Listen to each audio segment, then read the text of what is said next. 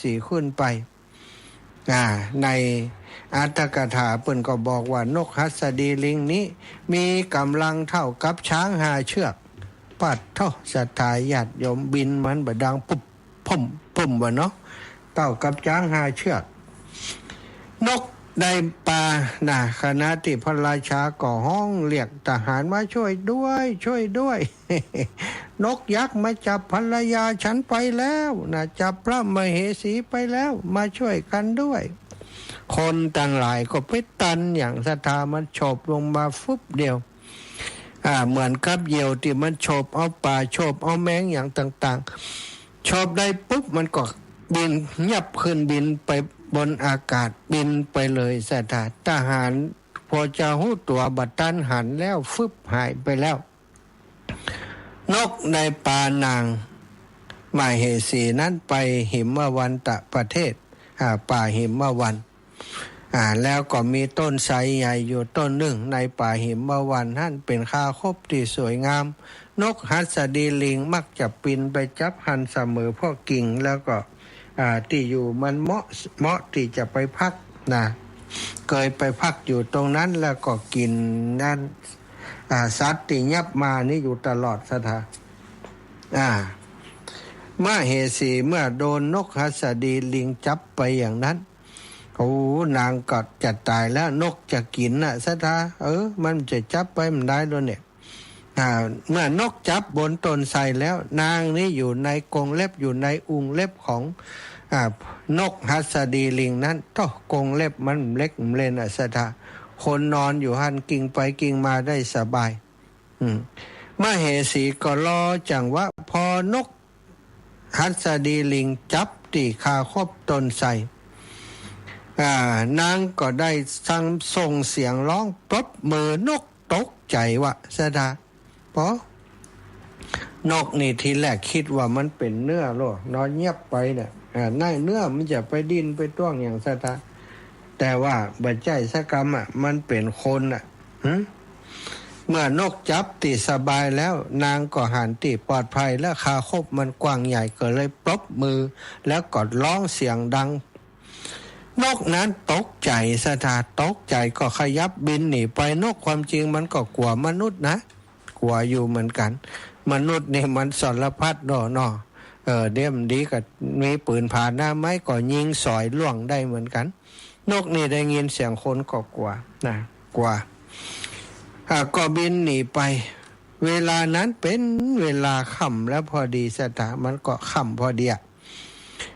แล้วก็หลังจากนั้นฝนก็ตั้งเข้าลงมาตกตึงฝ้าห้องฝ้าคางตกมาเริ่มฝนศรัทธาญาติโยมแล้วก็ตีมุงตีบังกำมีบนต้นไทรบนคาคบไทรต้นไทรฝนตกก็สาดใส่เต็มที่ตลอดคืนนางพระมเหสีได้เจ็บพระคันน้องน้อยมันใหญ่แล้วก็มาสมบุกสมบันฝนตกหำอย่างอันเนาะ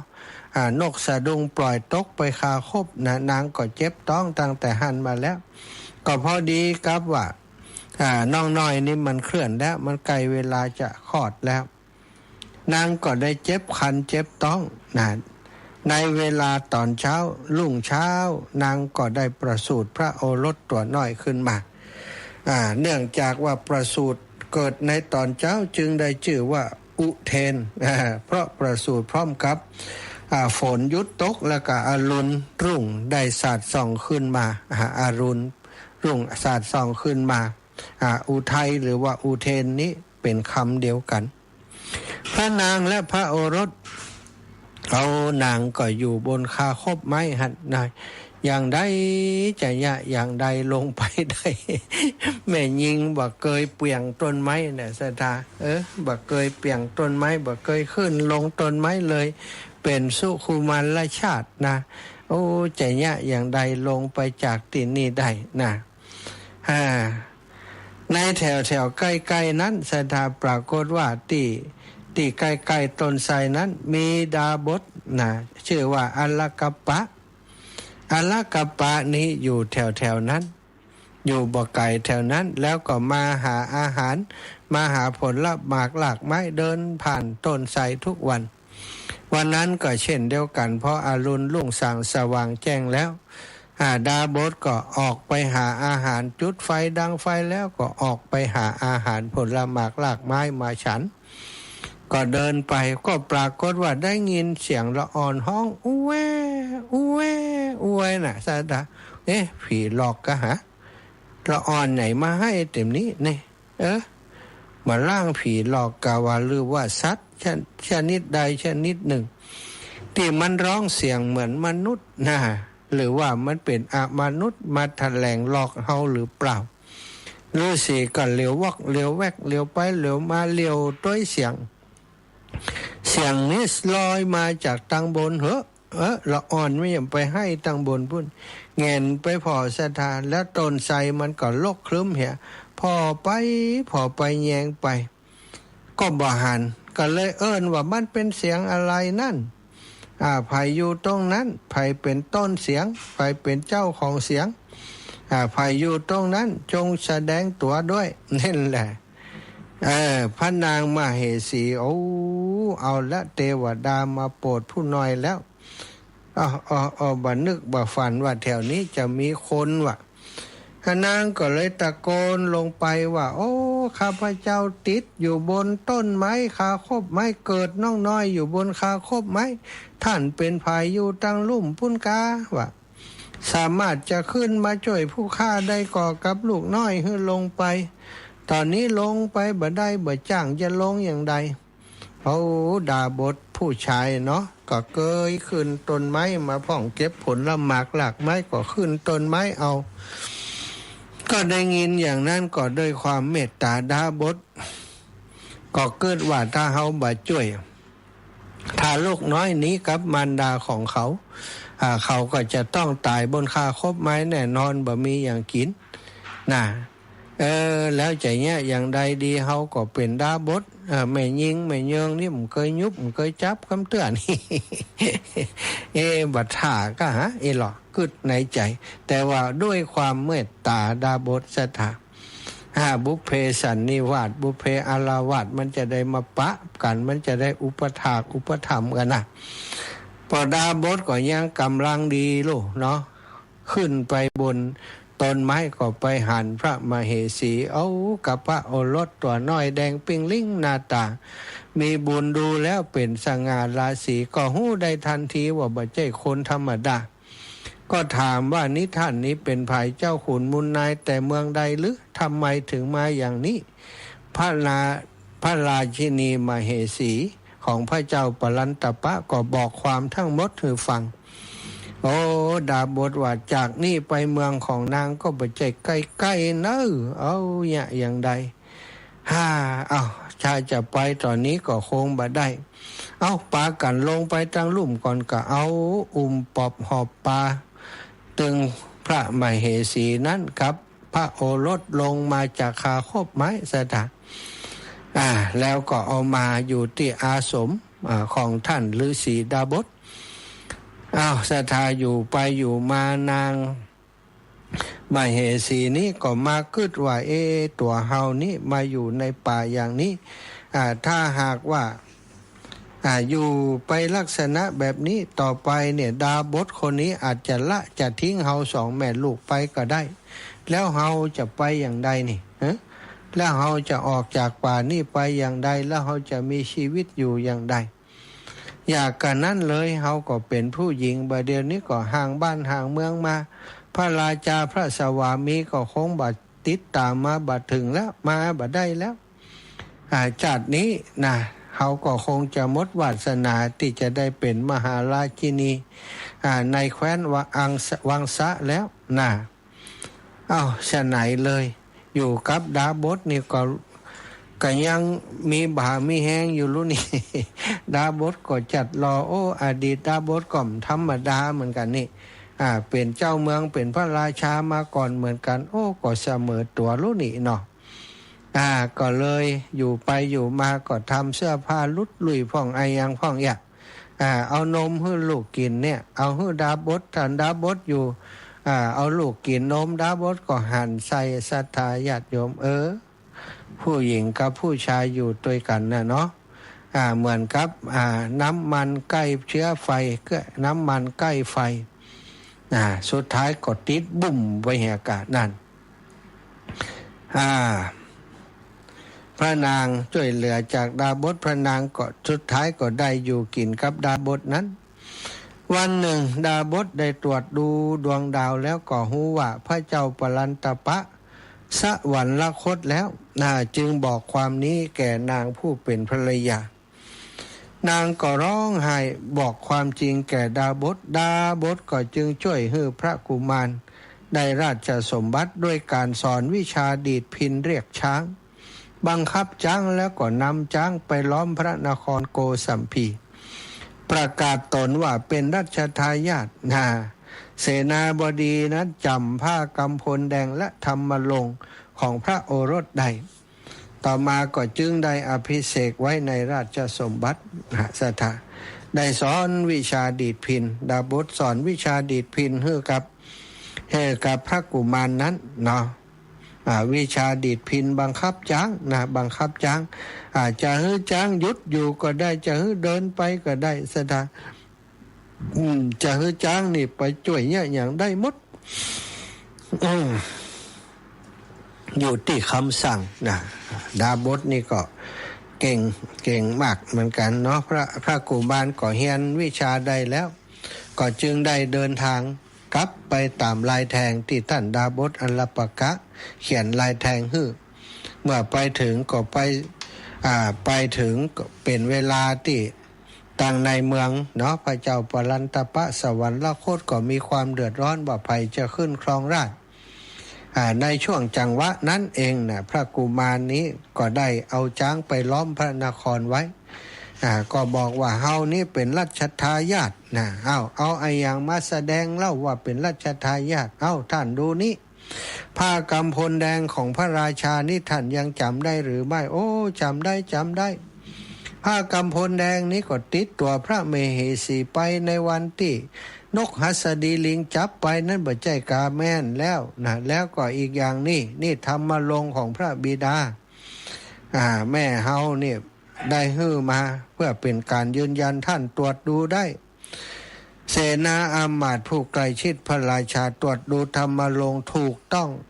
จึงได้ดีใจโห่ร้องกันเป็นการใหญ่แล้วก็แต่งตั้งมัทุลาภิเษกอภิเษกพระกุมารนั้นเป็นรัชทายาทเป็นกษัตริย์แห่งเมืองโกสัมพีนั้นก่อนที่พระเจ้าอุเทนจะนับถือพระพุทธศาสนานั้นอัตถกถาเล่าว่าครั้งหนึ่งพระองค์ได้เสด็จประพาสอุทยานแล้วทรงเมาน้ำจันทร์ทรงบรรทมรับมีพระเศียรหนุนตักของพระสนมนางหนึ่งนางสนมนั้นและสตรีอื่นๆก็ป้ากันไปนั่งล้อมฟังธรรมจากพระปิณโตละภาลทวาชาเถระเจ้าพระราชาทรงตื่นบรรทมแล้วบัดทรงห่านไผ่ก็ทรงกลิ้วนักเสด็จไปหาแล้วก็บัดทรงไหว้ตัดถามบัดไหว้พระเถระตัดถามพระเถระว่าสมณะท่านมาที่นี่เพื่ออะไรพระเถระก็ถวายพระพรว่าเพื่อความวิเวกมหาบพิตรพระเจ้าอุเทนก็ถามว่าท่านจงบอกวิเวกของท่านมาเถิดมาสิพระเถระหู้ว่าพระราชาถามโดยบ่ต้องการจะหู้คำตอบถามโดยจิตเป็นพานจึงนิ่งอยู่ตัดต่อว่าหากท่านบ่บอกเฮาจะฮือมดแดงกัดท่านแล้วทรงเด็ดรังมดแดงทำฮือหมูมดแดงกัดพระวรกายของพระองค์เองแต่ก็ทรงจับรังมดแดงมุ่งเข้าหาพระเถระพระเถระมีจิตอนุเคราะห์บัดต้องการให้พระราชาทำบาปจึงเหาะขึ้นสู่อากาศพวกนางสนมทูลขอให้พระราชาทรงมีพระสติว่าคนเหล่าอื่นบูชาสมณะโดยดอกไม้และของหอมเป็นต้นแต่พระองค์กลับจะทรงนำมดแดงไปบูชาราชสกุลของพระองค์จะถึงความพินาศได้เน้อวะพระเจ้าอุเทนได้สำนึกผิดตัดสั่งกับคนดูแลอุทยานว่าหากสมณะรูปนั้นมาอีกคือแจ้งแก่พระองค์ครั้นพระเถระมาก็เสด็จมาหาแล้วตัดถามปัญหา พระเถระทูลตอบทำให้พระราชาถึงพระรัตนตรัยตลอดชีวิตถามปัญหาถามถึงเหตุปัจจัยทำให้ภิกษุหนุ่มบวชตลอดชีวิตวันหนึ่งพระเจ้าอุเทนทรงพบกับพระปิณฑโทรภารทวาชะจื่อยาวน้อยเนิ่มมาต้องจำก็ได้ พระปิณโดอีกก็ได้เนาะ ไม่ใช่ปิณโตนะสถาปิณโดละนะได้ตรัสถามพระเถระว่าอะไรอย่างเป็นเหตุเป็นปัจจัยทำให้ภิกษุหนุ่มๆประพฤติพรหมจรรย์อยู่ได้ตลอดชีวิต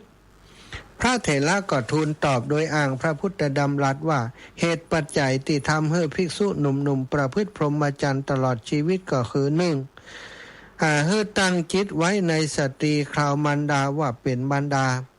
คราวพี่สาวน้องสาวว่าเป็นพี่สาวเป็นน้องสาวหรือคราวลูกว่าเป็นคราวลูกนี่ถ้าหันสตรีเต้าแม่ก็นึกว่าเป็นแม่เต้าน้องเต้าพี่ก็นึกว่าเป็นพี่เป็นน้องเต้าลูกเต้าหลานก็นึกว่าเป็นลูกเป็นหลานนะแล้วก็พิจารณาร่างกายด้วยความเป็นปฏิกูล3สำรวมอินทรีย์คือตาหูเป็นต้นจบแล้วพระเจ้าอุเทนก็ได้สาธุการว่าโอ้ท่านได้กล่าวธรรมอันดีงามแล้วศรัทธาญาติโยมเนี่ยสาเหตุที่คนที่บวชตอนหนุ่มๆแล้วอยู่ได้ถึงตลอดชีวิตเพราะเปิ้นบ่มีจิตคิดไปในผู้หญิง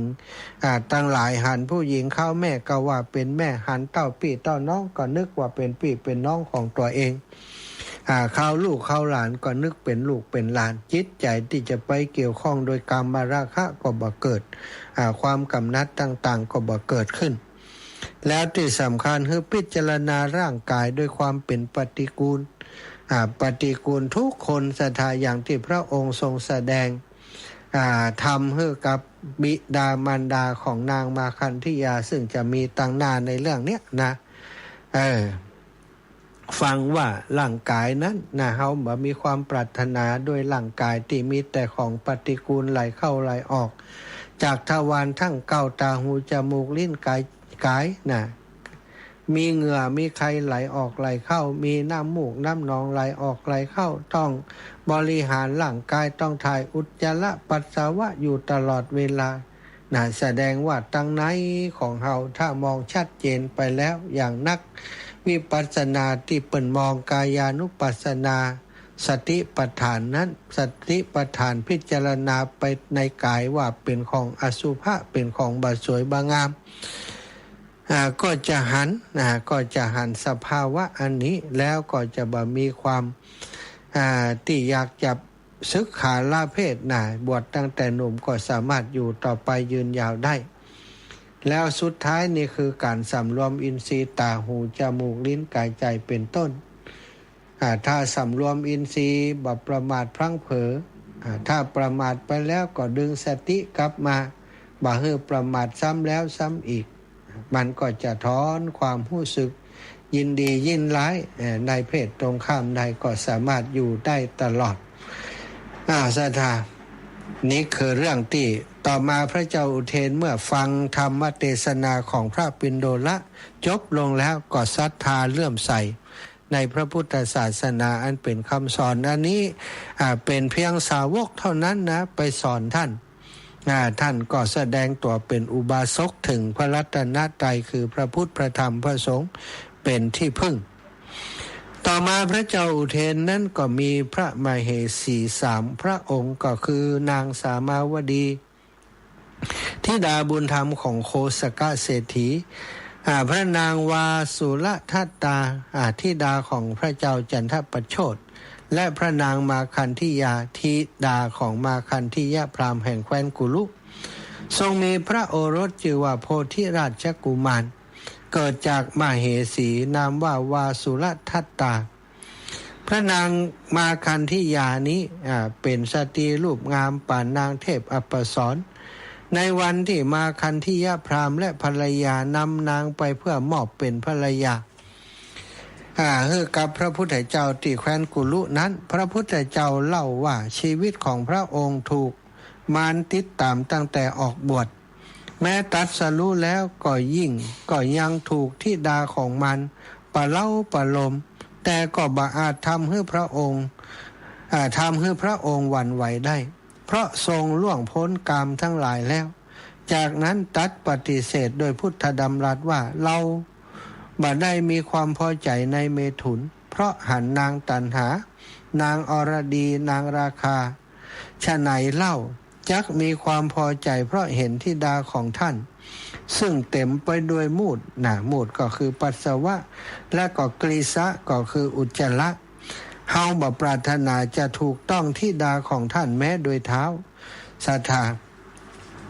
จบเทศนามาคันธิยะพราหมณ์และภรรยาบรรลุเป็นพระอนาคามีแต่บุตรสาวคือนางมาคันธิยาได้ฟังดำรัสของพระพุทธเจ้าก็เกิดความแค้นเคืองเป็นอย่างมากได้ผูกอาฆาตพระพุทธเจ้าไว้ว่าท่านว่าแม้จะรู้ว่า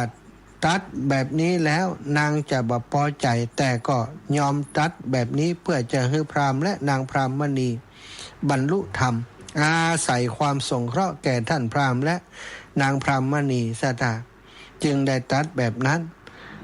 สองสามีภรรยานั้นเมื่อได้เป็นพระอนาคามีแล้วบ่สามารถจะอยู่ครองเรือนต่อไปแล้วศรัทธาเปิ้นมีบุญสมปานก็ได้นำนางมาคันธิยานี้ไปฝากกับน้องชายให้ดูแลแล้วก็พากันออกบวชบรรนานท่านก็ได้บรรลุเป็นพระอรหันต์ถึง2 ท่าน2 คนฝ่ายน้องชายของนาง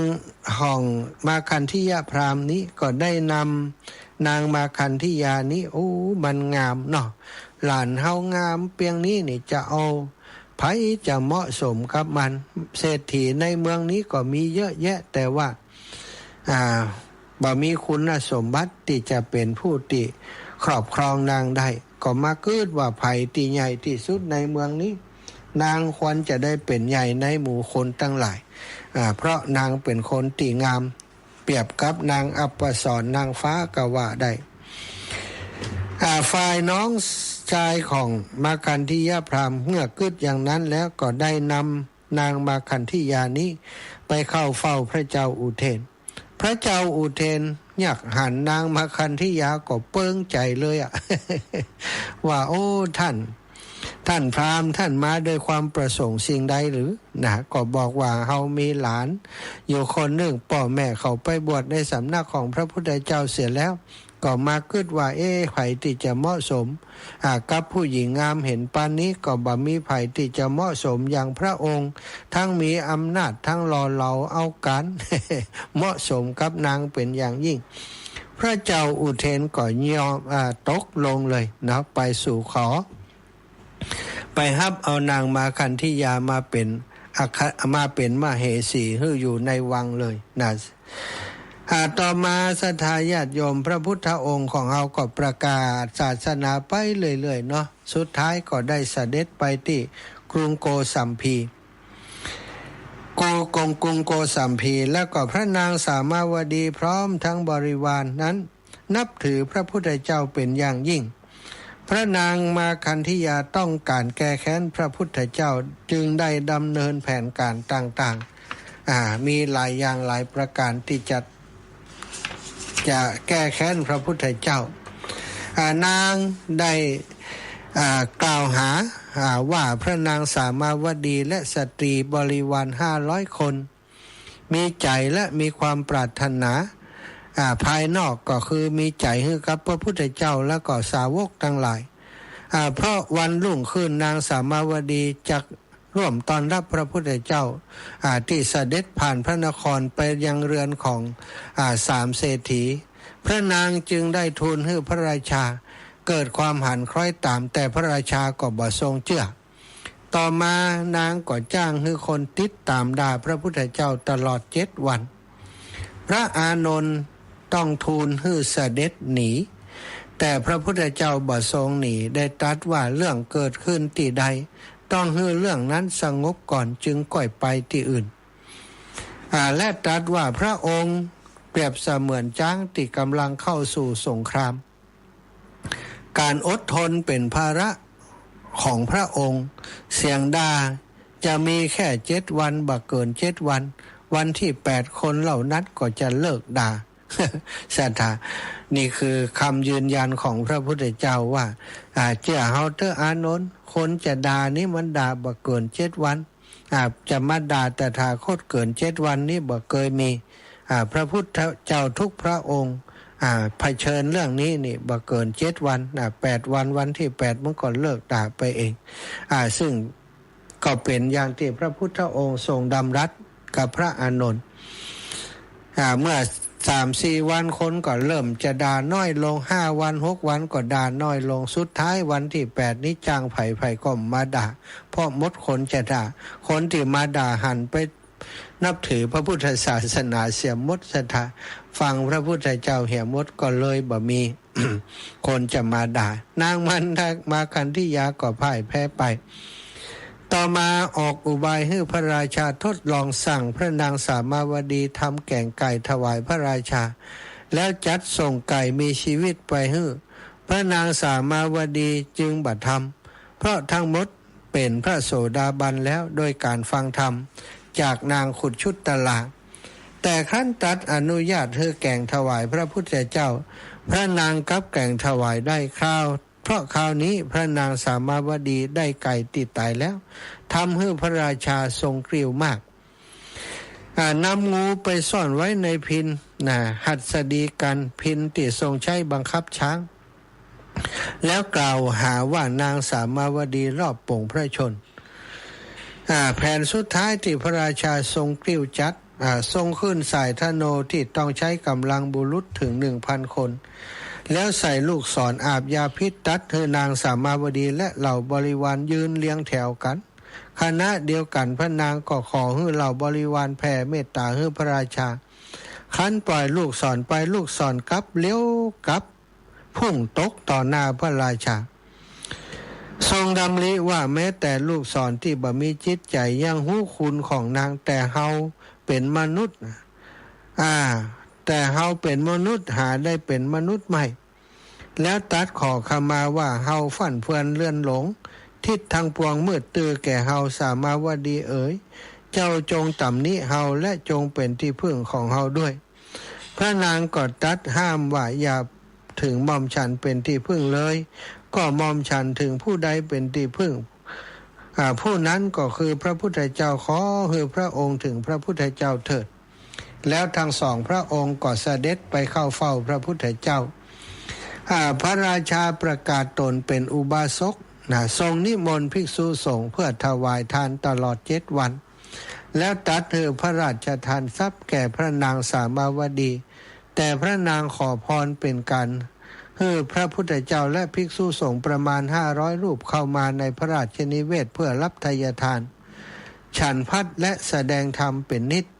พระพุทธเจ้าทรงปฏิเสธการบิณฑบาตในที่เดียวพระราชาจึงขอให้พระพุทธเจ้าส่งภิกษุ1 รูปเข้าวังเพื่อแสดงธรรมทุกวันพระพุทธองค์ก็ทรงมอบเพื่อเป็นภาระของพระอานนท์เถระเจ้าวันหนึ่งสตรี500 นางในราชสำนักฟังธรรมแล้วเกิดความเลื่อมใสได้ถวายผ้าห่มติดตัวอยู่500 ผืนแต่ละผืนมีก้า500พระราชาทรงทราบแล้วตรัสถามว่าท่านผู้เจริญจะทำอย่างไรกับผ้าใหม่500 ผืนพระอานนท์ก็อธิบายว่าจะรับไว้เองส่วนหนึ่งแล้วถวายส่วนที่เหลือแก่ภิกษุผู้มีจีวรเก่านำจีวรกันพระราชาก็บอกว่าอ้าวจีวรมันยังดีอยู่ใช่กะ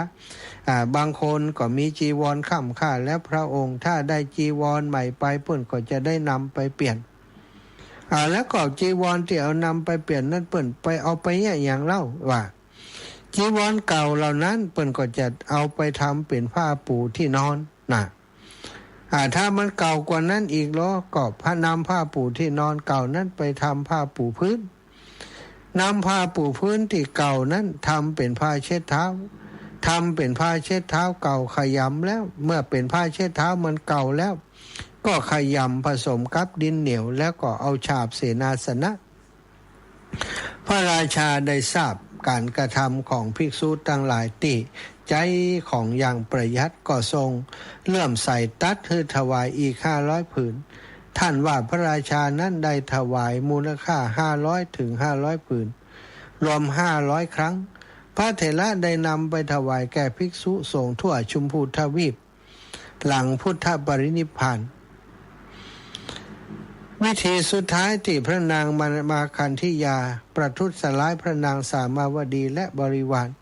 ก็คือออกอุบายว่าพระราชาทรงต้องการให้นำผ้าชุบน้ำมันพันที่เสาพระตำนักทุกตนเพื่อทำให้มั่นคงแล้วสั่งให้พระนางและบริวารลบเข้าไปอยู่ในห้องใหญ่แล้วก็จุดไฟเผาระหว่างที่เพลิงกำลังลุกไหม้พระนางก็ให้บริวารมนสิการทุกขเวทนาก่อนตาย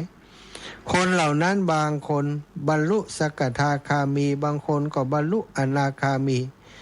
พระราชาทรงทราบเหตุการณ์นั้นก็เสียพระทัยมาก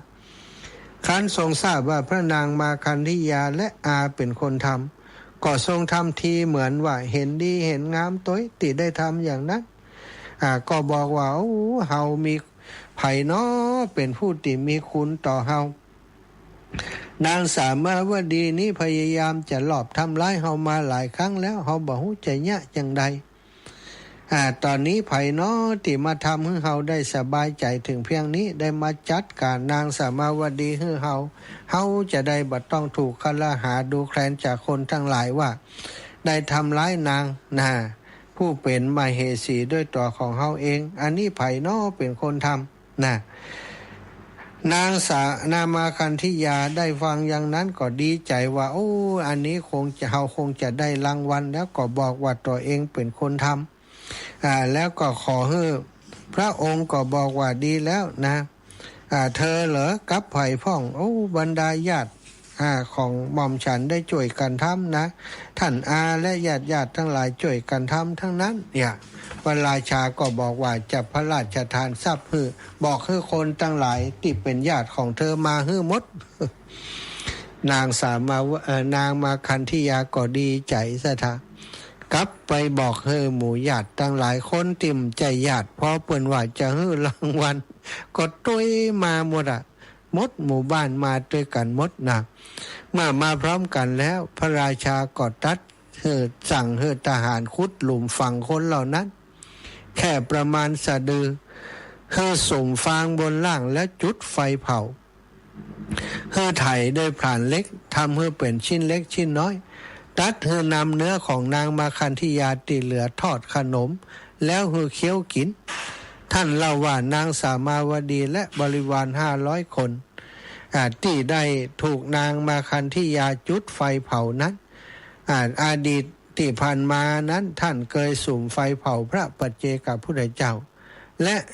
การที่นางมาคันธิยากระทำแก่พระนางสามาวดีก็เพราะเห็นว่านางสามาวดีนี้เป็นสาวิกาของพระพุทธเจ้าความตายของนางจักสะเทือนจิตใจของพระพุทธเจ้าจึงได้ทำบาปนักถึงเพียงนี้ศรัทธานี่ก็เป็นเรื่องความจริงเรื่องเฉพาะเรื่องของนางสามาวดีเรื่องของนางมาคันธิยาก็ยาวอยู่เหมือนกันนะแต่นี้สรุปสั้นๆพอให้มองหันเข้าโครงเรื่องว่าตัวละครในเรื่องของพระเจ้าอุเทนนี่แต่ละคนมีที่มาที่ไปอย่างนางสามาวดีนี้ก็กว่าจะมาเป็นพระนางสามาวดีนั้นก็ผ่านความทุกข์ยากมาหลายอย่างเนาะนางมาคันธิยา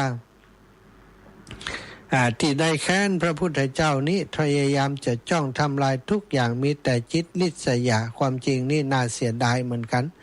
นางก็เป็นคนมีหน้าตาที่สดสวยงดงามแต่ว่าจิตใจโหดร้ายเพราะว่าเครียดแค้นที่พระพุทธเจ้าได้ตัดตรงๆนะแต่นางบ่ชอบนะเหมือนกับว่าได้ไปบูลลี่หรือว่าดูถูกนางนางเลยมีความแค้นกับพระพุทธเจ้าแล้วก็หาโอกาสแก้แค้นพระพุทธเจ้าทำกับพระพุทธเจ้าได้ก็มาทำกับสาวิกาของพระองค์คือพระนางสามาวดีพระนางสามาวดีเฉพาะในเรื่องของนางนี่ศรัทธา ถ้าเล่าไปแล้วก็ปุ่นอ่ะ3 ชั่วโมงปุ่นอ่ะเนาะแต่นี้ก็เอาย่อๆวันหลังถ้ามีโอกาสจะนำเรื่องนางสามาวดีได้มาอุมาจากกับสถานต่อไปต่อมาเรื่องของพระเจ้าอุเทนต่อเนาะ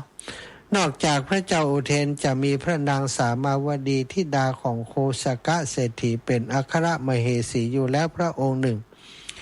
ต่อมาพระเจ้าจันทประโชติแห่งกรุงอุเชนีทรงครุ่นคิดถึงพระราชสมบัติของพระองค์ แล้วตรัสถามอมาตย์ว่าราชสมบัติอันยิ่งใหญ่เช่นนี้ของเฮาจะมีไผมีสมบัติยิ่งกว่าเฮาอยู่หรือไม่ อมาตย์ก็ทูลว่าโอ้มีกับพระองค์ไผเล่าก็พระเจ้าอุเทนแห่งโกสัมพียังไงเล่ามีสมบัติมากกว่าพระองค์เสียอีกว่าอันเอาละพระราชาสถาคิดว่าตัวเองรวยกว่าเขาพอมีคนบอกว่ามีคนรวยกว่าเอาละใจเนี้ยอย่างใดเดี๋ยวมาฟังต่อเนาะแต่ว่าช่วงนี้ขออนุญาตพักก่อนกันแล้วกัน พักสัก10 นาทีเนาะเอา3 เพลงก่อนแล้วกันอาจจะบ่ถึง10 นาทีสัก 2-3 เพลงนะ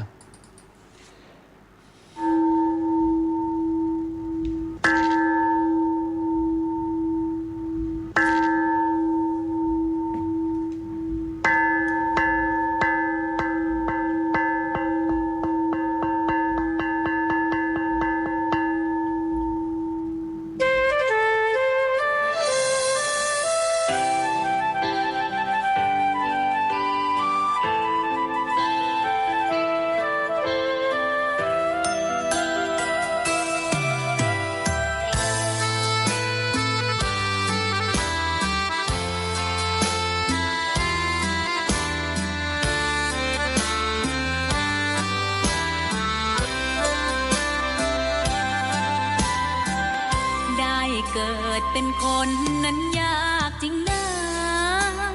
เพราะพุทธศาสนายิ่งแสนยากเย็นคนไทยโชคดีที่สุดแล้วมีแก้ว3 ดวงงามเด่นมีวัดซึ่งเป็นนาบุญยิ่งใหญ่มีศาสนาพุทธประจำชาติไทยอยากหล่ออยากสวยเราต้องรักษาศีลอยากมีอันจะกินต้องหมั่นทำบุญทำทานเอาไว้เข้าวัดสวดมนต์ฝึกฝนสติให้ว่องไวรีบทำตอนที่เราทำเองได้อย่ารอจนตายถึงเข้าวัดว่าเข้าวัดยามเป็นจะได้เห็นแต่น้ำใจเข้าวัดยามตาย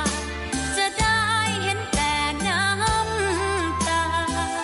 ก่อนจะสายเกินขอเชิญมาใช้ชีวิตให้คุ้มค่าเจริญทานศีลภาวนาสั่งสมบารมีไว้ทำบุญตอนที่ยังมีชีวิตย่อมดีกว่ารอเขาอุทิศบุญให้อย่ามัวหลงเพลินเดินห่างวัด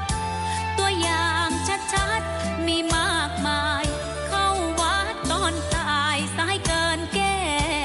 กรรม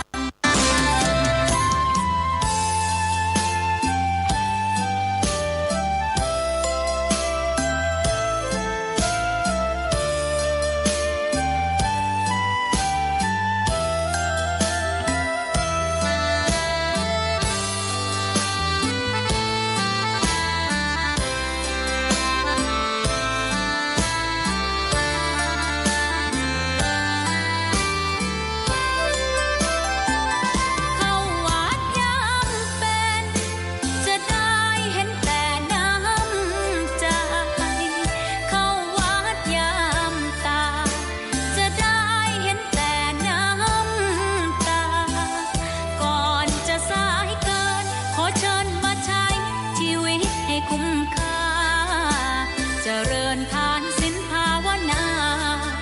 สั่งสมบารมีไว้ทำบุญตอนที่ยังมีชีวิตย่อมดีกว่ารอเขาอุทิศบุญให้อย่ามัวหลงเพลินเดินห่างวัดตัวอย่างชัดๆมีมากมายเข้าวัดตอนตายสายเกินแก้กรรมเข้าวัดยามเป็นผลบุญหนุนนำเข้าวัดยามเป็นจะได้เห็นแต่น้ำใจเข้าวัดยามตายจะได้เห็นแต่น้ำตา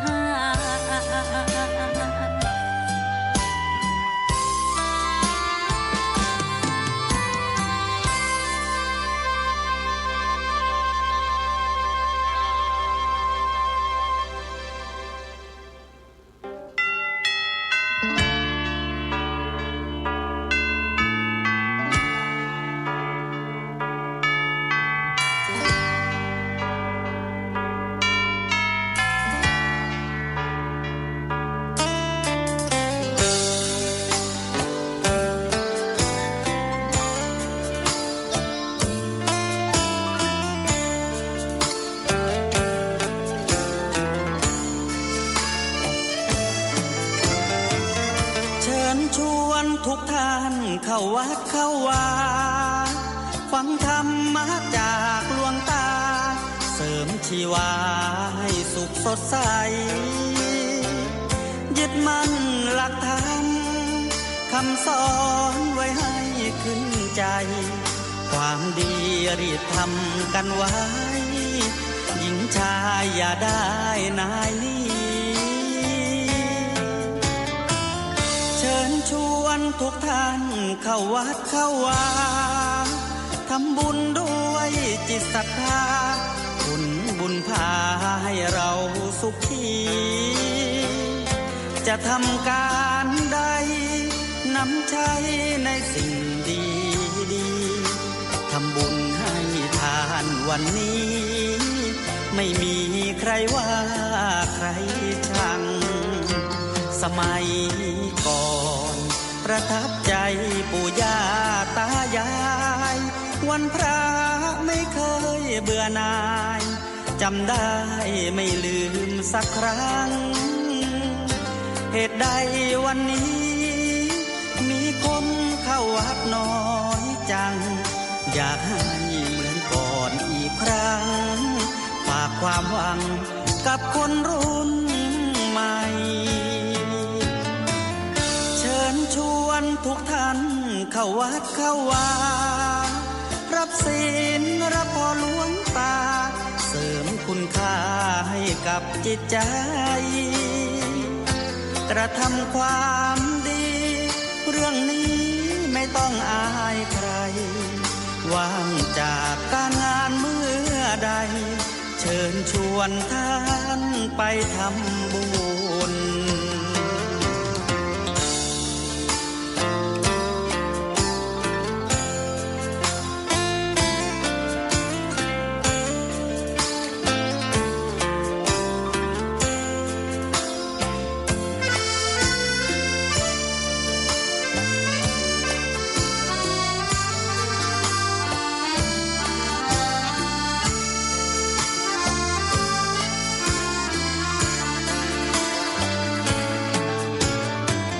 เชิญชวนทุกท่านเข้าวัดเข้าวารับศีลรับพรหลวงตาเสริมคุณค่าให้กับจิตใจ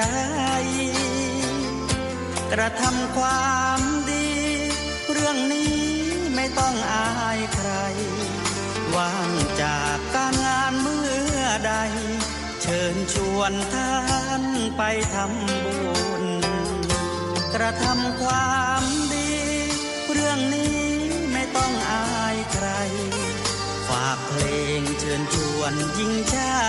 ยอย่าอาย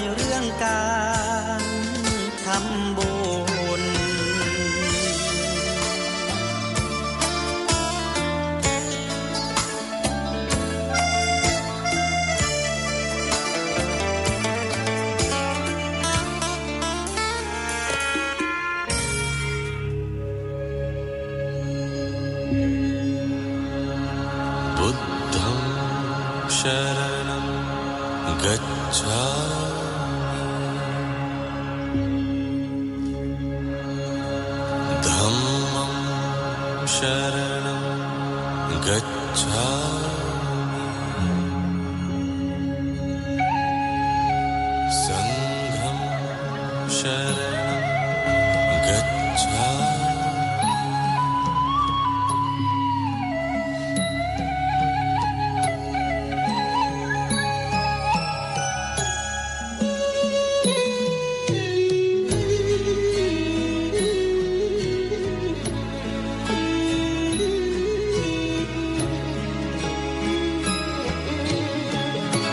พระอานนท์ออกมาข้างนอกแล้วยืนแอบสะอื้นกล้ำกลืนทุกโทมทวี องค์พระมุนินจะสิ้นแล้วแต่เรานี่อาสวามีมีสิ้นไป องค์พระบรมครูจะทอดทิ้งเราให้อยู่อย่างเดียวดายนับแต่วันพรุ่งนี้ไม่มีได้รับใช้องค์พระภาควัน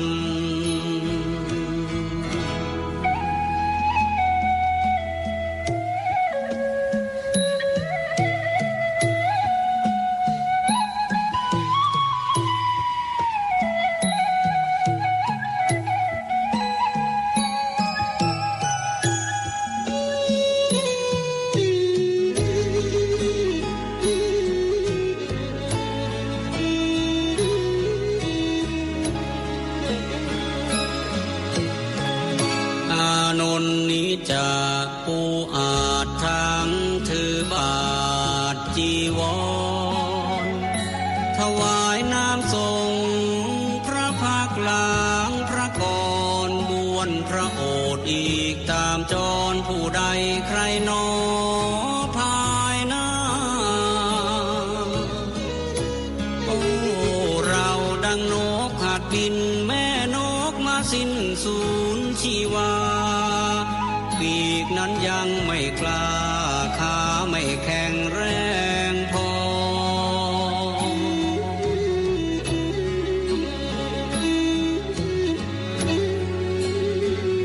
ยังบินทลาต้องระวังรังรอ ปีกแม่แผ่คอยบินคลอได้พอหล่อเลี้ยงชีวาน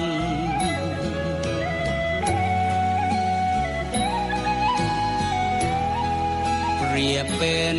เช่นเราได้เพียงพระโสดาบัน ยังไม่ทันสำเร็จเป็นพระอรหันต์พระศาสดาก็จะมาปรินิพพานในราตรีนี้ไม่นานผ่านเลยลาลับลวงไป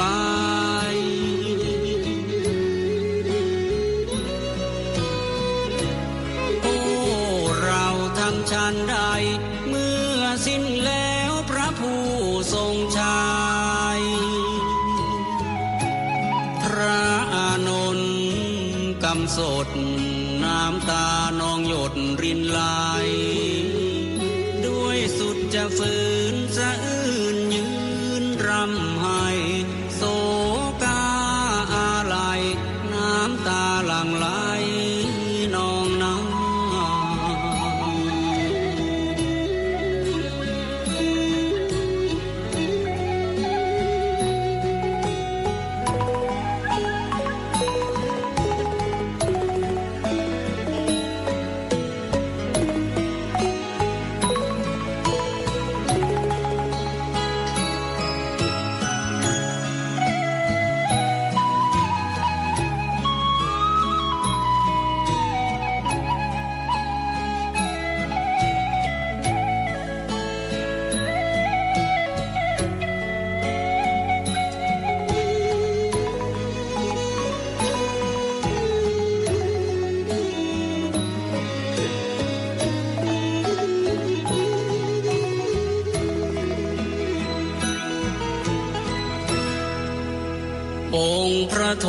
ศพลไม่เห็นอานนท์อยู่ในนั้นจึงตรัสถามว่าอานนท์ไปไหนกันพระภิกษุผู้รู้เหตุการณ์กราบทูลถวายไปว่าท่านพระอานนท์ไปแอบยืนรำให้ฟูมฝ่ายน้ำตาเศร้าระทมมองไม่อกใจนั้นให้เววา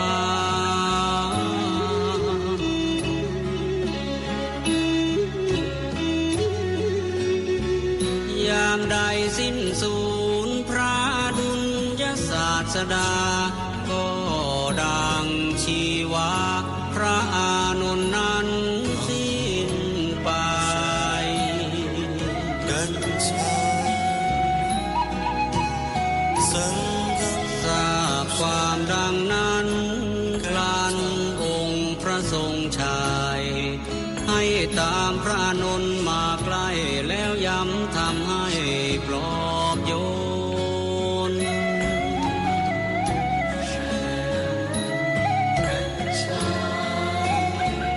ลดความเศร้าหมองที่เข้าครองในกมลแก่พระอานนท์ให้คลายทุกข์ทนวิญญาณ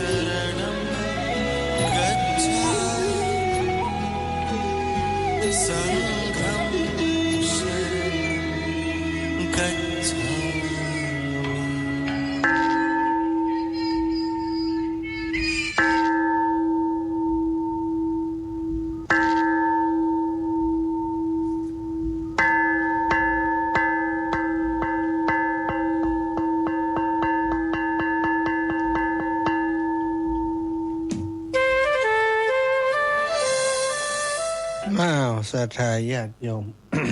พอได้พักนะ ทำพักนี้มดแหงบ่มีเสียง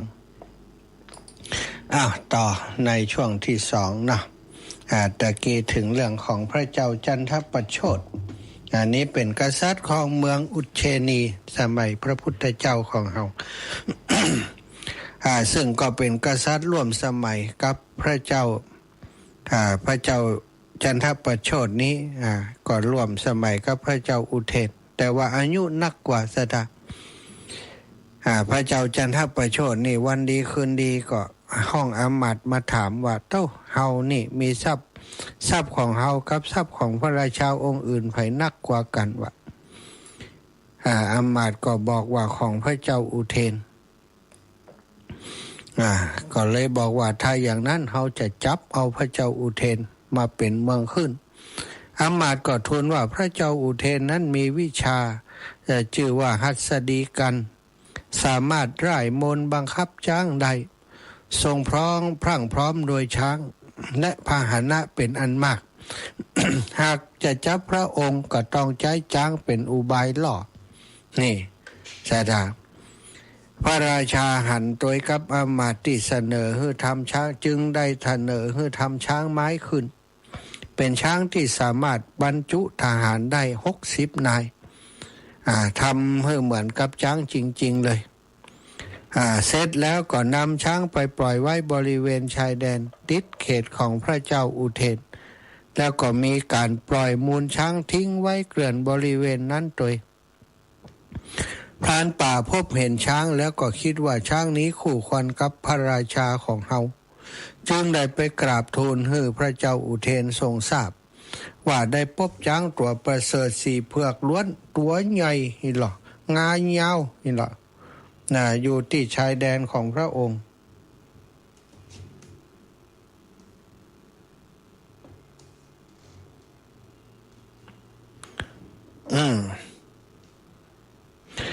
พระ ระเจ้าพระราชาพระราชาพระเจ้าอุเทนพอได้ทราบว่ามีจ้างเนาะมีจ้างอยู่ที่ชายแดนพอเรื่องจ้างเท่านั้นเองก็ถูพึ่งเลยทันที ได้ให้พรานป่านำทางเสด็จออกไปพร้อมคนติดตามจำนวนหนึ่งว่าเอาไปนักสถาเพราะมั่นใจในตัวเองที่มีคาถาอาคมเรียกช้างอยู่บังคับช้างอยู่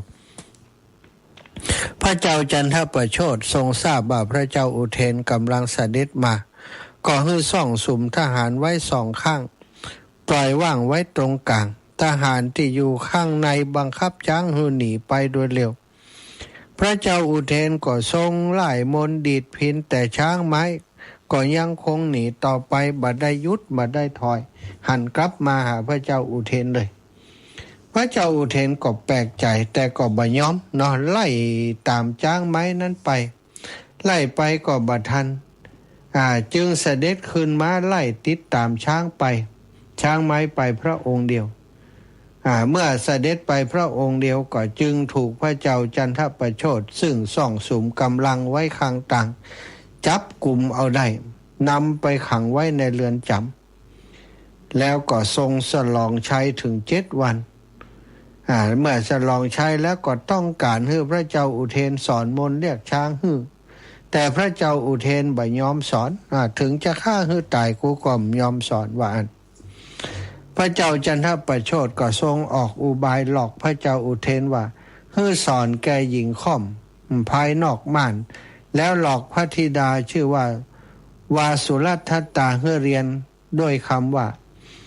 มีชายเป็นโรคเรื้อนถูกคุมขังอยู่คนหนึ่งมันหูมนต์มีค่ามากเจ้าจงไปเรียนมนต์นอกบ้านแล้วนำบอกต่อกระป๋อสถาพระเจ้าจันทประโชติขอให้พระเจ้าอุเทนบอกมนต์ในการบังคับจ้างแต่พระเจ้าอุเทนบ่ยอมสอนบ่ยอมสอนแต่ว่าจะสอนให้คนอื่น สอนให้คนอื่นได้แต่บ่ยอมสอนให้พระเจ้าจันทประโชติพระเจ้าจันทประโชติก็เลยออกอุบายเพื่อจะให้ลูกสาวของตัวเนี้ยนะไปฟังก็เลยบอกพระเจ้าอุเทนว่าจะมีหญิงค่อมมาอยู่นอกม่านมาเฮียนกับท่านจะสอนก็ก็ได้เขาจะสอนให้ว่าแล้วก็ไปหลอกลูกสาวตัวเก่าพระธิดานะพระธิดาวาสุรัตตาว่าให้ไปเรียนไปเฮียนกับชายโลกเลื่อนว่าที่ถูกคุมขังอยู่กลัวใจยิงปบกันจะฮักกันกลัว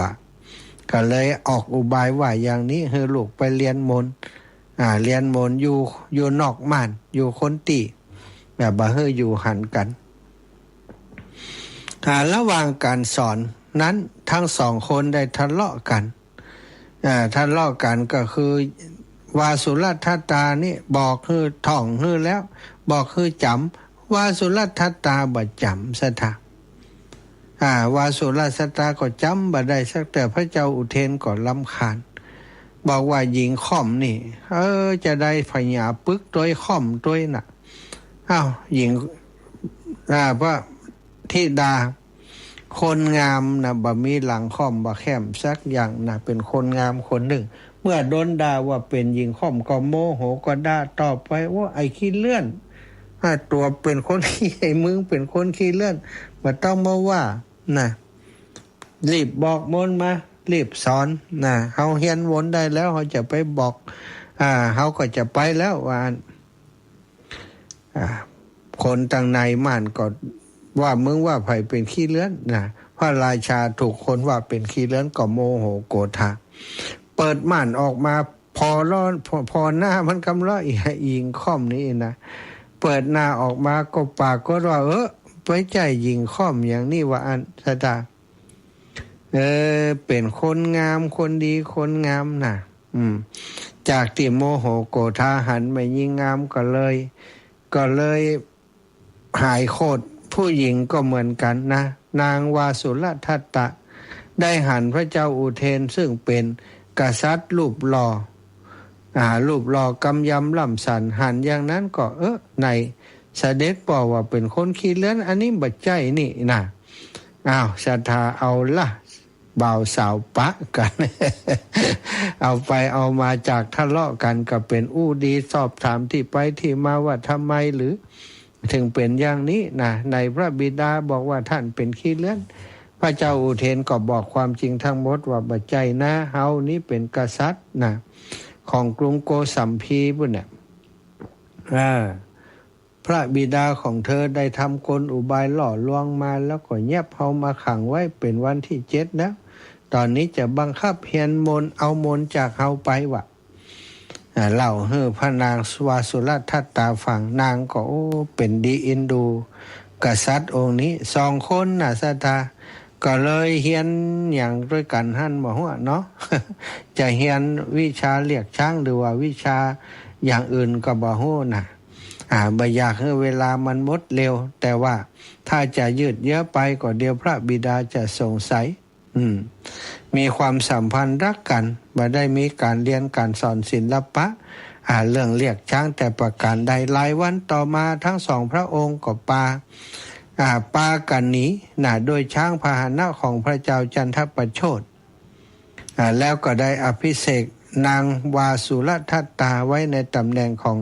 อัครมเหสีอีกพระองค์หนึ่งนี่พระเจ้าอุเทนมีช้างทรงเชือกหนึ่งชื่อว่าภัทวดี เมื่อช้างแก่เท่าบ่อาจจะรับใช้ราชการได้พระราชาก็ทรงทอดทิ้งช้างนั้นวันหนึ่งช้างภัทวดีได้พบพระพุทธเจ้าแล้วหมอบลงแทบพระบาทกราบทูลขอให้พระพุทธเจ้าทรงช่วยเหลือเพราะพระราชาทอดทิ้งลืมอุปการะที่ช้างเคยช่วยพาพระองค์และมาเหสีวาสุรทัตตาหนีการตามล่าของพระเจ้าจันทประโชติได้ทรงดูแลช้างอย่างดีเรื่อยมาจนบ่อาจจะช่วยภาระราชการได้อีกก็ทรงทอดทิ้งต้องกินต้นลำเจียกในป่าเลี้ยงชีพเองช้างนี้มันหันพระพุทธเจ้ามันก็อู้กับพระพุทธเจ้าเนาะมันสื่อสารทางจิตกับพระพุทธเจ้าได้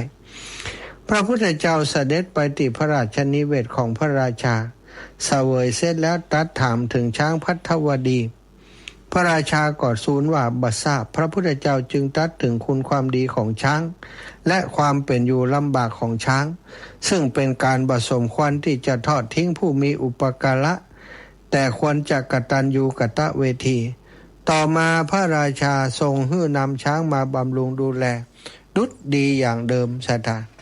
อันนี้ก็เป็นเรื่องละเอียดอ่อนเหมือนกันเนาะนี่เรื่องของพระเจ้าอุเทนความจริงก็มีต่อจากพระเจ้าอุเทนก็คือโพธิราชกุมารนั้นก็เป็นลูกของพระเจ้าอุเทนนะโพธิราชกุมารนี้เป็นราชโอรสของพระเจ้าอุเทนกับพระนางวาสุรทัตติยาราชเทวีแห่งกรุงโกสัมพีแคว้นวังสะเมื่อพระราชกุมารได้โพธิอภิเษกสมรสแล้วทรงมีพระดำริที่จะสร้างที่อยู่อันมีลักษณะพิเศษคล้ายโดยดอกบัวแดงโกกนุษสร้างบนพื้นดินแต่ให้ดูเหมือนลอยอยู่ในอากาศทรงว่าจ้างช่างผู้ชำนาญการมาให้เป็นคนสร้างช่างไม้เนาะสมัยก่อนก็เป็นส่วนใหญ่ก็เป็นช่างไม้คือมาสร้างบ้านสถาแปลงบ้านให้เหมือนกับดอกบัวกลมสันฐานเหมือนดอกบัวดอกบัวแดงดอกเตียวหันนะเนาะดอกบัวแดงดอกใหญ่ๆนั่นนะสันฐานแบบนั้นแล้วก็ให้มันลอยอยู่บนเหนือแผ่นดินเหมือนกับดอกบัวที่มีการชูขึ้นมาแล้วลอยอยู่เหนือน้ำได้ไปหาศาลาให้คนไปเสาะช่างว่ามีก่อช่างที่มันเก่งและก็สามารถทำแบบนี้ได้หมู่เสนาอามาตย์ก็ไปเสาะหาช่างสุดท้ายก็ได้ไปพบช่างช่างที่สามารถสร้างได้นะออกแบบการสร้างอย่างต่างๆแบบนี้นะพระราชาหันแบบที่ช่างเขียนให้พอทำให้พอนั้นจำลองให้ดูกับเปิงใจอนุมัติการก่อสร้างบอกว่าท่านสร้างได้เลย จะเป็นราคาเต่าฮือบักเกียงบักเกียงเอาจ่ายเต็มที่ช่างคนนั้นก็ตั้งใจสร้างศรัทธาเมื่อสร้างไประดับหนึ่งก็ตัดเรียกนายช่างมาถามว่าเคยสร้างปราสาทที่มีรูปทรงอย่างนี้ที่ไหนมาพ้องแล้วช่างก็ทูลว่าบ่เคยเลยพระเจ้าค่ะครั้งนี้ก็ถือว่าเป็นการสร้างครั้งแรกราชกุมารก็ดำริว่าถ้าต่อไปถ้าไปสร้างปราสาทรูปทรงอย่างนี้ที่อื่นปราสาทของเฮาก็จะบรรณาอัศจรรย์เฮา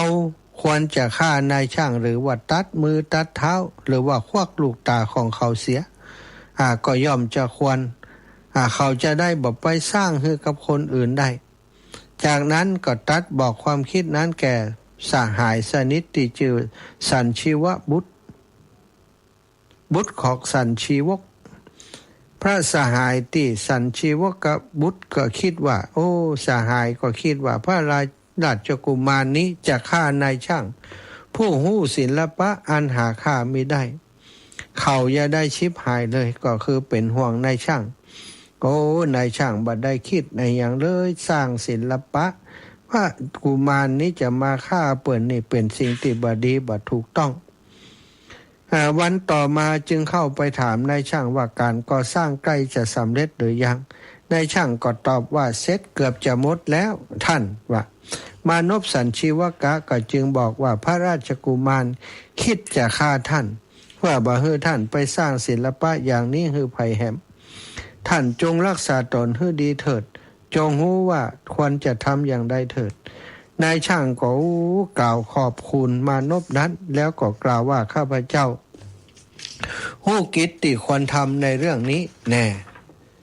วันต่อมาเมื่อพระราชกุมารตรัสถามว่าการงานก่อสร้างปราสาทของเฮาเสร็จแล้วหรือไม่ก็ทูลว่าข้าแต่สมมุติเทพงานยังบ่เสร็จบ่ตันแล้วเสร็จเตื้อยังเหลืออยู่อีกมากตรัสถามว่ายังเหลืองานอะไรอย่างอยู่แหมเล่าก็ทูลว่าข้าพระองค์จะบอกภายหลังขอให้พระองค์ตรัสสั่งให้คนขนไม้มาก่อนเถิดตรัสว่าท่านจะเอาไม้ชนิดไหนก็ทูลว่าไม้ที่มันแห้งแล้วก็บ่มีแก่นนายช่างพระราชกุมารก็ราบสั่งให้คนไปขนไม้มาไว้ข้างในปราสาทนายช่างก็ทูลว่านับจากวันนี้ไปข้าพระองค์ต้องใช้ความสงบในการทำงานอันละเอียดอ่อนอันนี้บ่อาจให้ไผมารบกวนได้จะได้บ่ฟุ้งซ่านขอเพียงให้ภรรยาของข้าพระองค์เข้าออกนำอาหารมาส่งให้กับปอตัดว่าอันก็ดีแล้วอยากจะหันละบอกมันจะงามเพียงใดนี่ขนาดใจสมาธิในการทำงานบ่ยอมให้ไผมารบกวนนี่ต้องงามแน่ๆว่าอันโพธิราชกุมารคิดอย่างนั้น นายช่างนั้นก็นั่งถากไม้อยู่ในห้องหนึ่งเพื่อจะทำนกครุฑโดยไม้ขนาดที่บรรจุตนเองภรรยาและบุตรไว้ตั้งใน จะได้หนีออกจากปราสาทก่อนนกจะเสร็จเขาสั่งให้ภรรยาขายทุกสิ่งทุกอย่างรวบรวมเงินทองนำติดตัวไว้ฝ่ายพระราชกุมารก็สั่งทหารล้อมปราสาทป้องกันบ่ให้นายช่างหนีออกไปได้เมื่อนกไม้เสร็จแล้วนายช่างให้ภรรยานำลูกมาโดยหลังอาหารรับประทานอาหารเช้าเสร็จเรียบร้อยตนเองภรรยาและลูกเข้าไปนั่งในท้องนกแล้วก็บินออกทางหน้าต่างซะทางบินออกทางหน้าต่างปราสาททหารอารักขาหันแล้วติดตามบัดทัน จึงได้ไปทูลพระราชกุมารว่านายช่างลบหนีไปแล้วพระราชกุมารได้ทราบอย่างนั้นก็แล้วไปเถอะลบหนีไปก็แล้วไปปราสาทเฮาก็เสร็จแล้วดีเหมือนกันเฮาต้องได้จ่ายตังค์ว่าอันนายช่างไม้นั้นก็หนีออกไปถึงหิมวันตประเทศต่อมาก็ได้สร้างบ้านแปลงเมืองขึ้นที่หั่นแล้วก็สถาปนาตนขึ้นเป็นพระราชานามว่ากัตถวหนะก็คือผู้มีท่อนไม้เป็นพาหนะปราสาทโกกนุษสร้างเสร็จใหม่ๆยังบ่เคยมีใครเข้าไปอยู่โพธิราชกุมารจึงเรียกมานพผู้เป็นสหายก็คือสันชีวกบุตรบางที่เรียกว่าสันชิกาบุตรก็มี เฮือมาขอเฮือเขาไปเข้าเฝ้าพระพุทธเจ้าถึงที่ประทับที่เพสกะลามิขทายวัน เขตพระนครสุงสุมาคิละในพักคชนบทแสดงว่าปราสาทตั้งอยู่ในเขตพักคชนบทโดยเนาะจงถวายบังคมพระยุคลบาทของพระผู้มีพระภาคด้วยเสียงเกล้าแล้วทูลว่าข้าแต่พระองค์ผู้เจริญโพธิราชกุมารถวายบังคมพระยุคลบาทของพระผู้มีพระภาคเจ้าโดยเสียงเกล้าทูลถามถึงพระผู้มีพระภาคเจ้าผู้มีอาพาธน้อยมีโรคบางเบาบางทรงกระปรี้กระเป๋ามีพระกำลังทรงสำราญข้าแต่พระองค์ผู้เจริญขอพระผู้มีพระภาคเจ้ากับพระภิกษุสงฆ์จงรับภัตตาหารเพื่อเสวยในวันพรุ่งนี้ของโพธิราชกุมารเถิดมานพสัญชีวกบุตรได้เข้าเฝ้าพระพุทธเจ้าถึงที่ประทับแล้วก็กราบทูลตามคำของโพธิราชกุมารนั้นพระพุทธเจ้าทรงรับนิมนต์ด้วยอาการนิ่งเงียบหรือว่าดุษฎียภาพมานพก็กลับไปทูลรายงานให้โพธิราชกุมารทรงทราบล่วงราตรีไปแล้วโพธิราชกุมารก็ตัดเธอจัดเตรียมของเคี้ยวของฉันอันประณีตในนิเวศตัดเธอปูผ้าขาวที่พื้นปราสาทจนถึงบันไดแรกก่อนขึ้นในเรื่องนี้อัตถกถาก็ได้กล่าวว่าคณะนั้นโพธิราชกุมารยังบ่มีพระโอรสหรือว่าพระธิดาทรงให้ปูผ้าขาวเพื่อจะเสี่ยงทายว่าหากจะได้บุตรหรือว่าธิดาก็ขอให้พระพุทธเจ้าทรงเหยียบผ้าขาวนั้นขั้นใดเวลาแล้วสัญชีวกบุตรเข้าไปเฝ้าพระพุทธเจ้าเพื่อให้พระองค์เสด็จพระพุทธเจ้าเสด็จพร้อมโดยหมู่ภิกษุสงฆ์ไปยังปราสาทโกกนุษโพธิราชกุมารประทับยืนต้อนรับเสด็จอยู่ที่ซุ้มประตูแล้วนำเสด็จไปที่ปราสาท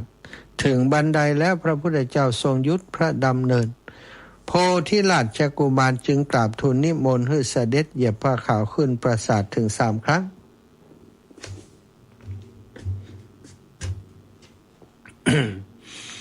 โดยคำว่าขอนิมนต์พระสุคตจงทรงเหยียบผ้าขาวโดยเถิด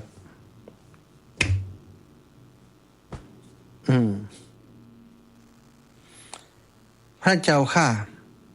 เพราะจะเป็นไปเพื่อประโยชน์เพื่อความสุขแก่หม่อมฉันตลอดกาลและนาน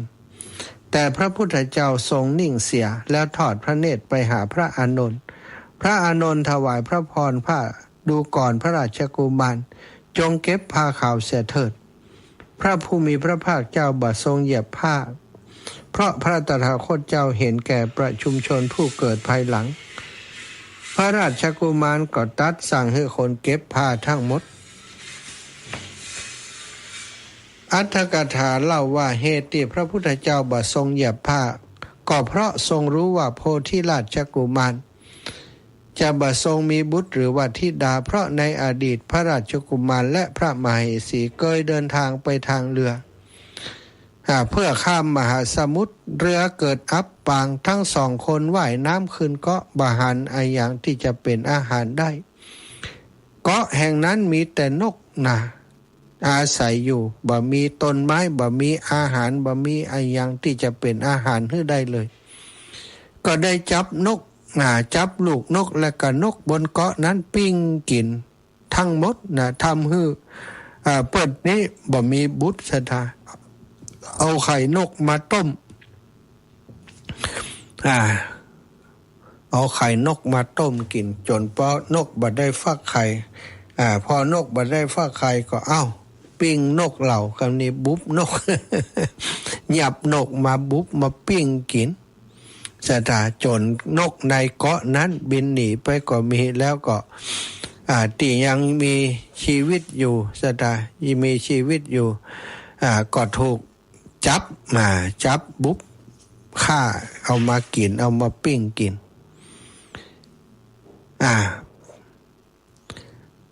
สองสามีภรรยานั้นเป็นผู้ประมาทตลอดกาลของชีวิตเมื่อพระองค์นำเรื่องนี้มา มาบอกแล้วก็ตรัสว่าถ้าบุคคลรู้ว่าตนเป็นที่รักก็พึงรักษาตนไว้ให้ดีบัณฑิตพึงประคับประคองตนไว้ตลอดการทั้งสามก็คือปฐมวัยมัชฌิมวัยและปัจฉิมวัยอย่าประมาทแม้ในยามใดยามหนึ่งเวลาใดเวลาหนึ่งจบเทศนาโพธิราชกุมารก็บรรลุโสดาปัตติผลหลังจากวันนั้นพระพุทธเจ้าทรงปรารภเหตุนั้นทรงประชุมภิกษุทั้งหลายแล้วมีพระราชบัญญัติว่าภิกษุบ่พึงเหยียบผืนผ้าบ่เหยียบผืนผ้าที่ปูไว้รูปใดเหยียบต้องอาบัติทุกกฎนะสัทธานะอันนี้ก็ต้องศึกษาเหมือนกันเนอะครูบาอาจารย์พระสงฆ์องค์สังฆเจ้าบางรูปบางองค์ก็หารยังมีเหยียบอยู่นะมีพุทธบัญญัติไว้เลยนะภิกษุไม่พึงเหยียบผืนผ้าที่ปูไว้รูปใดเหยียบต้องอาบัติทุกกฎ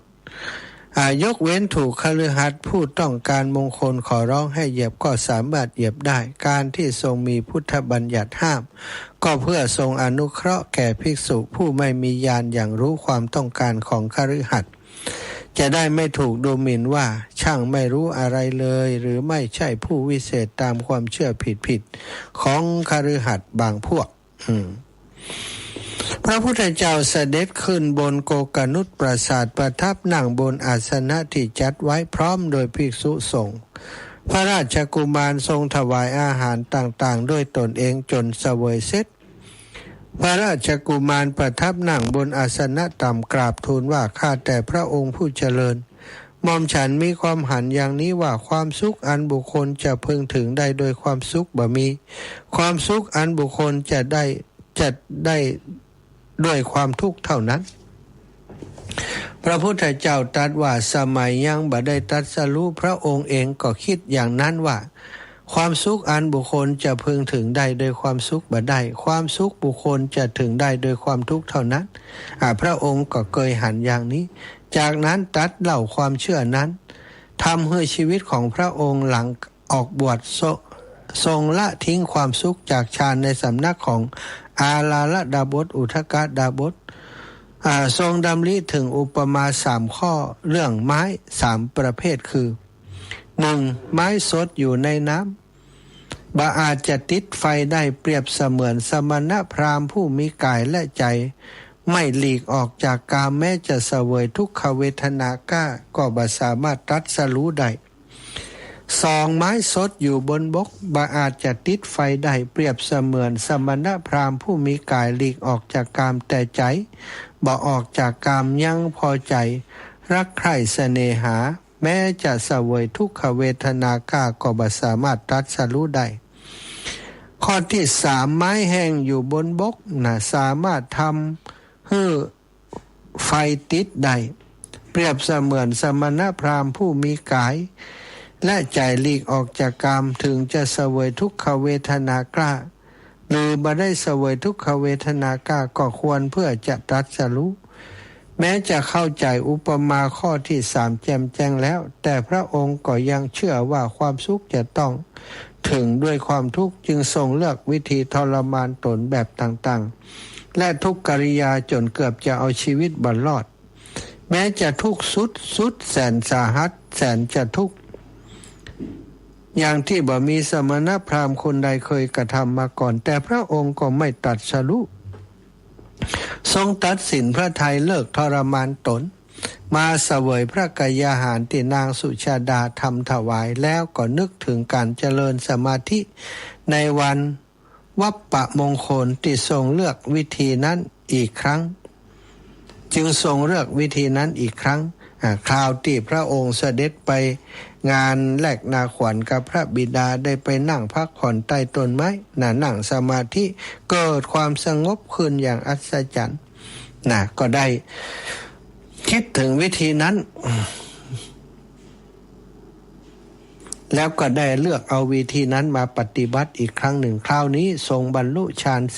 4มีฌาน4เป็นปัจจัยให้บรรลุวิชชา3ตามลำดับจากนั้นทรงรับการอาราธนาจากท้าวมหาพรหม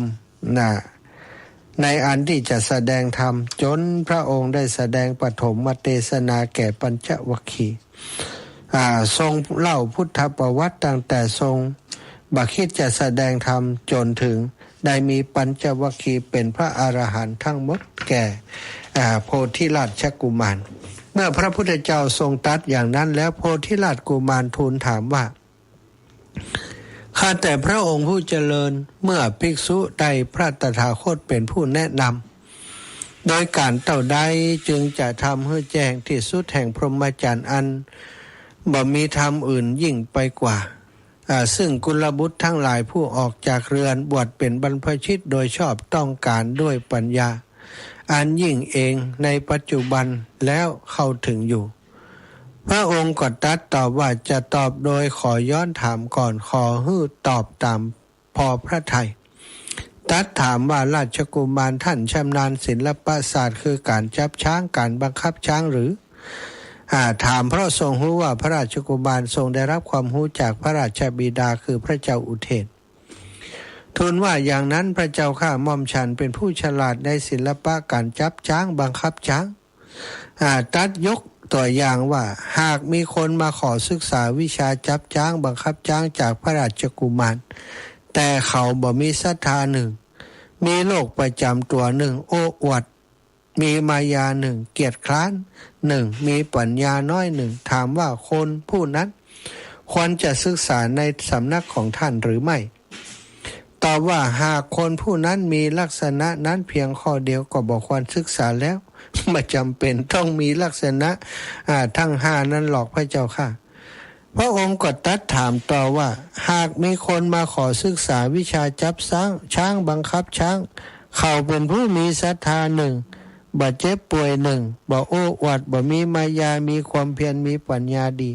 ถามว่าคนผู้นั้นควรจะศึกษาในสำนักของท่านหรือไม่ตอบว่าหากคนผู้นั้นประกอบโดยลักษณะนั้นเพียงหนึ่งเดียวก็ควรศึกษาได้บ่จำเป็นต้องครบถึงห้าหรอกจากนั้นทรงแสดงองค์แห่งภิกษุผู้มีความเพียรห้าก็คือมีศรัทธาเชื่อปัญญาการตรัสรู้ของพระพุทธตถาคตเจ้าหนึ่งเป็นผู้มีโรคน้อยโรคเบาบางหนึ่งไม่โอ้อวดไม่มีมัญญาเปิดเผยตนตามความเป็นจริงหนึ่งเป็นผู้ปรารภความเพียรเพื่อละอกุศลหนึ่งเป็นผู้มีปัญญาเห็นความเกิดและความดับละกิเลสหนึ่งภิกษุผู้มีความเพียรห้าประการนี้เมื่อตถาคตเป็นผู้แนะนำย่อมทำให้แจ้งซึ่งพรหมจรรย์คือพระอรหัตผลภายใน7 ปีภายใน3 คืน 3 วันหรือว่า1 คืน 1 วันได้ดูก่อนกุมารครั้งหนึ่งในวัน1 คืน 1 วันจงยกไว้ภิกษุผู้ประกอบด้วยองค์ของภิกษุผู้มีความเพียร5 ประการนี้เมื่อได้ตถาคตเป็นผู้แนะนำตถาคตสั่งสอนในเวลาเย็นจักบรรลุคุณวิเศษในเวลาเช้าตถาคตสั่งสอนในเวลาเช้าจักบรรลุคุณวิเศษในเวลาเย็นโพธิราชกุมารกราบทูลว่าพระพุทธเจ้ามีพระคุณเป็นน่าอัศจรรย์พระธรรมมีพระคุณอัศจรรย์พระธรรมอันพระผู้มีพระภาคเจ้าตรัสดีแล้วเป็นอัศจรรย์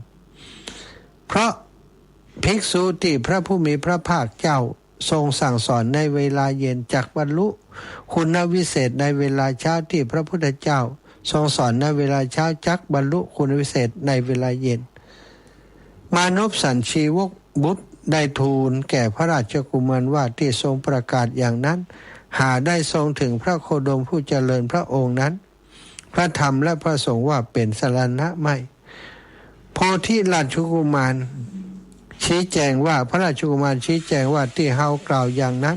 เพราะมารดาของเฮาเคยเล่าให้ฟังว่าคณะที่เฮาอยู่ในคันนั้น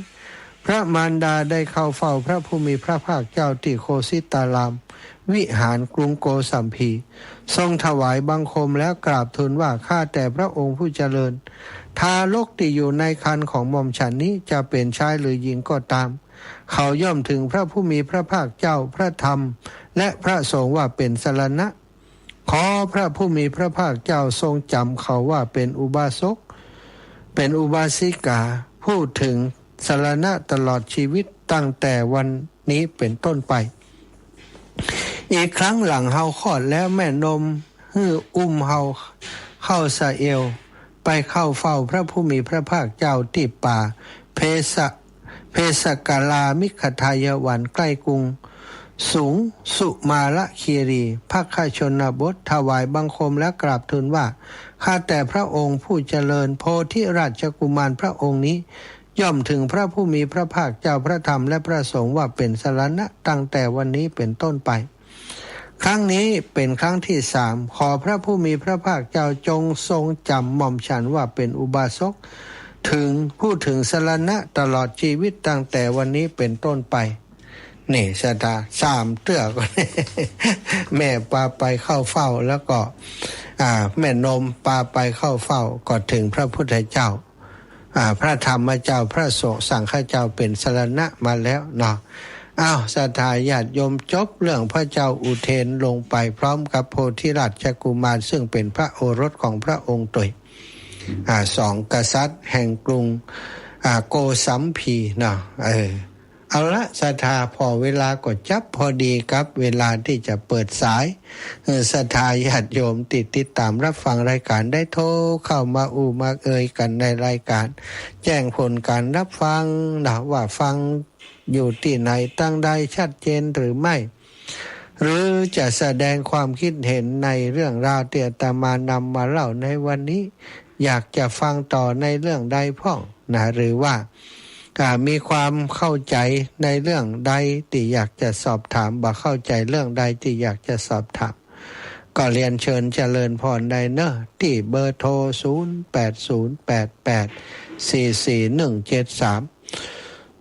0808844173โทรมาอูจากันได้เลยเนาะวันที่30นี้จะไปลืมเนิ่นนัดพบกันวันนี้วันที่28แล้วเนาะสัทธาแต่ว่าวันที่27นะชาตการวันเกิดของท่านอาจารย์พุทธทาสครบรอบ120 ปีแต่ว่าท่านอาจารย์ได้มรณภาพไปแล้วนะสัทธาอาจารย์พุทธทาสนะมรณภาพไปแล้วปวดจัดกิจกรรมนี้ทุกปีครบรอบชาตการก็คือครบรอบวันเกิดของท่านอาจารย์ปีนี้ก็เท่ากับถ้าเปิ้นยังอยู่ก็อายุ120แต่เปิ้นบ่อยู่แล้ว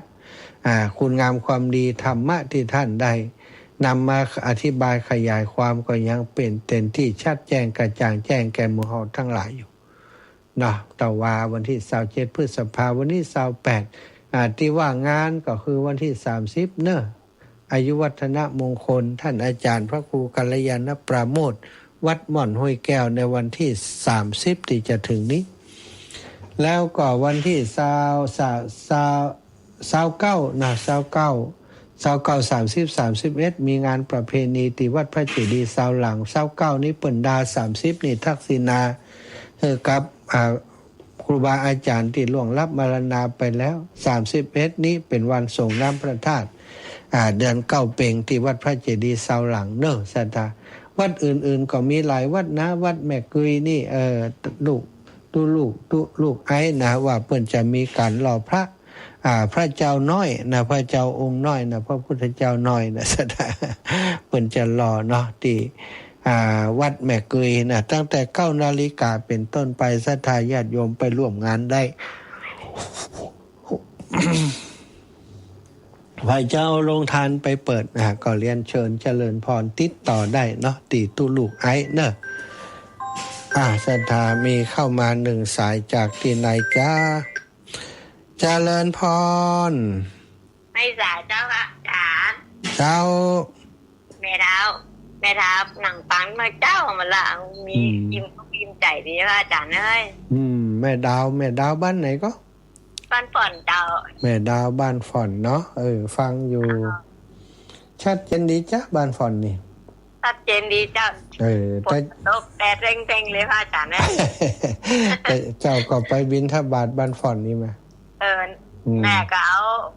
ปากซองน้องสมจิตนะเจ้าเนี่ยเจ้าขอบคุณนี่แม่นั่งเนี่ยเจ้าแม่ได้บักใครได้แล้วบักใครไหวแล้วลูกเจ้ามันเป็นยังเนาะปากเอาน้องสมจิตเป็นสะพานบุญเนี่ยนำคนโน้นคนนี้ดูแลบริการดีปะทุกเจ้าขอบคุณโยมแม่เจ้า จ่าตูจ่า เอา เป็นน้องจากบ้านฟ่อนเนาะศรัทธาบ้านฟ่อนมา1 สายเนอะยังมีเวลาอยู่แหมประมาณ 7-8 นาทีที่ศรัทธาจะได้โทรเข้ามามาจากกันเนาะพี่น้องตั้งเชียงใหม่ตั้งลำพูนตั้งเมืองฝางตัวเนอะเมืองฝางนี้ตอนบ่ายนี้ได้ยินอยู่ก้าเนาะแต่ว่าตอนเจ้าทราบว่าตอนนี้สถานีบ่ได้เปิดในช่วงตอนเจ้านะตอนบ่ายนี้ได้ยินอยู่ก้าพี่น้องเมืองฝางเดือนรู้สึกว่าจะเดือนสิงหาหรืออย่างใดเนาะที่จะมีการทำบุญฉลองยกชัดที่ยกชัดพระธาตุที่วัดห้วยงูในวัดโสภณารามนะแต่ก็วันที่แน่นอนเดี๋ยวก็ดูแหมกรรมเนาะรู้สึกจะเป็นเดือนสิงหาหรืออย่างเนี้ยอาจารย์จะมากกว่าจำพิษศรัทธาเปี่ยวแม่พี่น้องงานหล่อเตียนวันที่20หล่อเตียนวันที่20เดือนมิถุนาเนี่ยเดือนหน้าเนาะเดือนนี้พฤษภาเดือนหน้ามิถุนาหล่อเตียนพรรษาที่สถาบันธรรมาภิวัตรก็มีศรัทธาญาติโยมได้หายได้หอมปัจจัยมาหลายคนหลายท่านวันนี้เดี๋ยวจะประกาศสักน้อยนะสำหรับคนที่หอมมาเจริญปอนโยมแม่เพ็ญอาจารย์เจ้าอาจารย์ เจ้าแม่ อาจารย์เจ้าวันที่31เจ้าวันโดยปีมันมีการสั่งพระพุทธทรูปอันเนี้ยเจ้าสรุปอันยังพระพุทธรูปน้อยนี่กะจักรพรรดิเจ้าเพิ่นมีการรอแหละวันนี้31เจ้า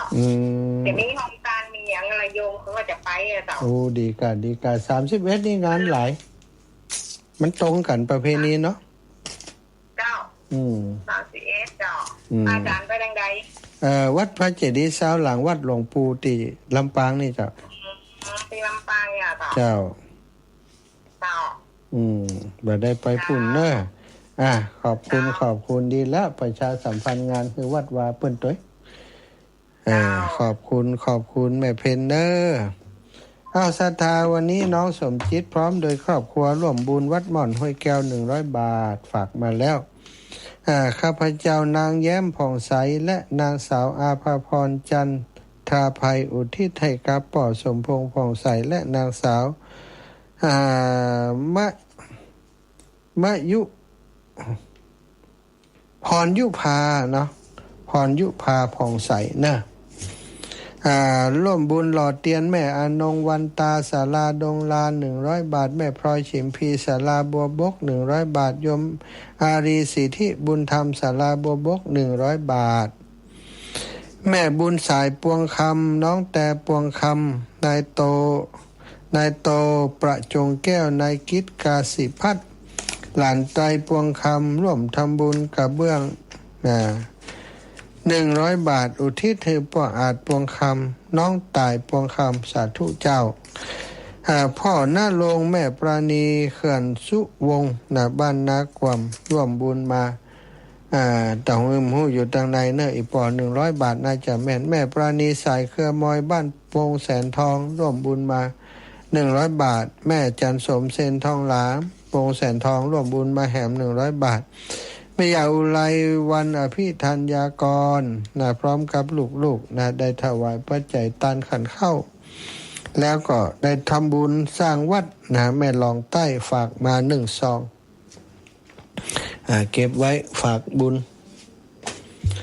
แม่วลีพุ่มดวง